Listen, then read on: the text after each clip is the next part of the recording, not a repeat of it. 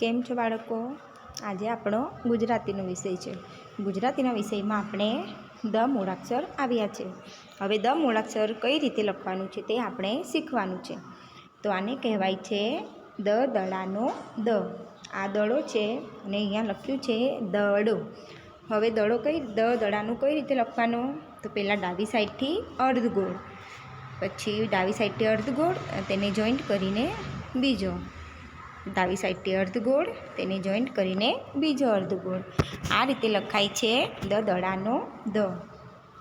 પહેલાં ડાબી સાઈડથી અર્ધગોળ, તેને જોઈન્ટ કરીને બીજો અર્ધગોળ,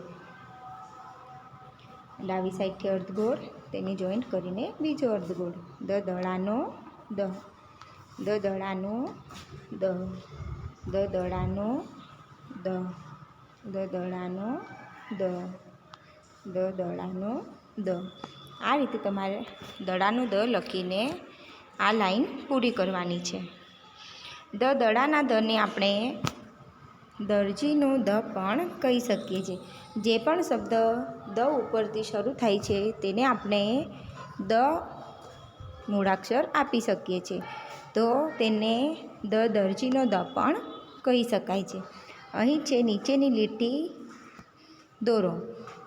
દ નીચે લીટી દોરો. અહીં તમારે દ મૂળાક્ષર ઉપર લીટી દોરવાની છે. તો પહેલું શબ્દ છે દ ર દ. તેમાં આ એક દ છે અને બીજો દ છે. ત્યાર પછી છે અ ડ દ. તો તેમાં આ છે દ. આ રીતે તમારે લીટી કરવાની છે. ત્યાર પછીનો પ્રશ્ન છે ટપકા જોડી અક્ષર પૂર્ણ કરી રંગ પૂરો. આ કયો મૂળાક્ષર આપ્યો છે? દ દડાનો દ. તો અહીં જે ડોટ ડોટ ટપકા જોઈન્ટ કરવાના છે તે ટપકા જોઈન્ટ કરી તમે દડાનો ડ મૂળાક્ષર પૂરો કરવાનો છે. આ રીતે તમારે દડાનો દ લખવાનો છે અને તમે તેમાં તમારો કોઈ પણ મનગમતો રંગ પૂરવાનો છે. ત્યાર પછી છે હરોળમાં જુદા મૂળાક્ષર ઉપર ચોકડી કરો. આ આખી લાઈનમાં જે પણ મૂળાક્ષર જુદો હોય તેના ઉપર ચોકડી પાડવાની છે. જુદો એટલે જે મૂળાક્ષર એક જ વાર લખ્યો હોય તે જુદો મૂળાક્ષર કહેવાય. તેના ઉપર તમારે ચોકડી કરવાની છે. તો અહીં ચિત્ર છે દડાનું. શાનું ચિત્ર આપ્યું છે? દડાનું ચિત્ર આપ્યું છે. આ લખ્યો છે ફ ફટાકડાનો ફ.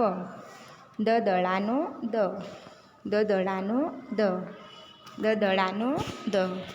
દ દડાનો દ. તો આમાં જુદો મૂળાક્ષર કયો છે? જે ફટાકડાનું ફ છે તે એક જ વાર લખ્યો છે એટલે તે જુદો મૂળાક્ષર કહેવાય. તેના ફરતે આ રીતે ચોકડી કરવાની છે.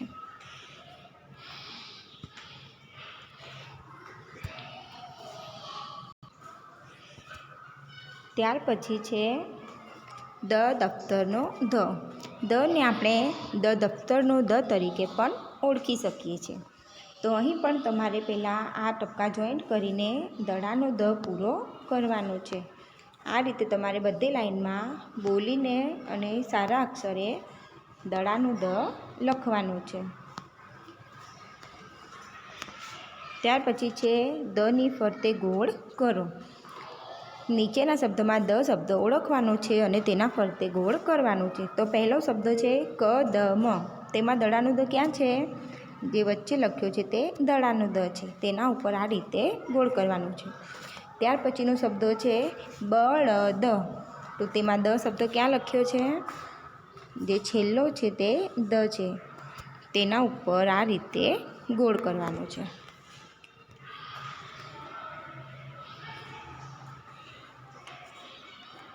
ત્યાર પછીનો પ્રશ્ન છે દ ને દ થી શરૂ થતા ચિત્રો સાથે જોડો. વચ્ચે દ મૂળાક્ષર આપ્યો છે અને આજુબાજુ બધા ચિત્ર આપ્યા છે. તેમાંથી જે પણ ચિત્ર દ મૂળાક્ષર પરથી શરૂ, જે ચિત્રના નામ દ મૂળાક્ષર પરથી શરૂ થાય તેના દ સાથે જોડવાનું છે. તો આ ચિત્ર છે દીપડો. તો દીપડો શબ્દ કયા મૂળાક્ષર પરથી શરૂ થાય છે? દ પરથી. એટલે આપણે આ ચિત્રને મૂળાક્ષર સાથે દ મૂળાક્ષર સાથે જોડવાનું છે. ત્યાર પછી છે દાડમ. તો દાડમ શબ્દ કયા મૂળાક્ષર પરથી ચાલુ થાય છે? દ મૂળાક્ષર પરથી. એટલે તે ચિત્રને પણ દ સાથે જોડવાનું છે. ત્યાર પછી છે ફૂલ. ફૂલ શબ્દ કયા મૂળાક્ષર પરથી ચાલુ થાય છે? ફ મૂળાક્ષર પરથી, એટલે તેને આપણે દ સાથે નથી જોડવાનું. ત્યાર પછી છે દૂધી. તો દૂધી શબ્દ કયા મૂળાક્ષર પરથી ચાલુ થાય છે? દ મૂળાક્ષર ઉપરથી, એટલે તેને આપણે દ સાથે જોડી દેવાનું છે. ત્યાર પછી છે દિવાસળી. આ ચિત્રને દિવાસળી કહેવાય છે. તો દિવાસળી કયા મૂળાક્ષર પરથી ચાલુ થાય?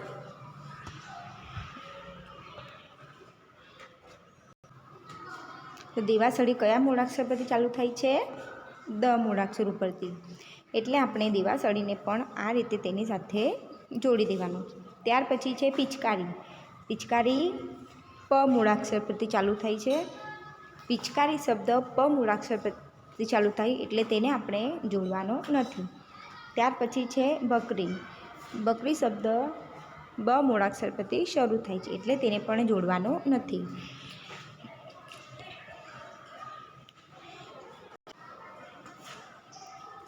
હવે અહીં દ મૂળાક્ષર સુધી તેના ફરતે ગોળ કરવાનું છે.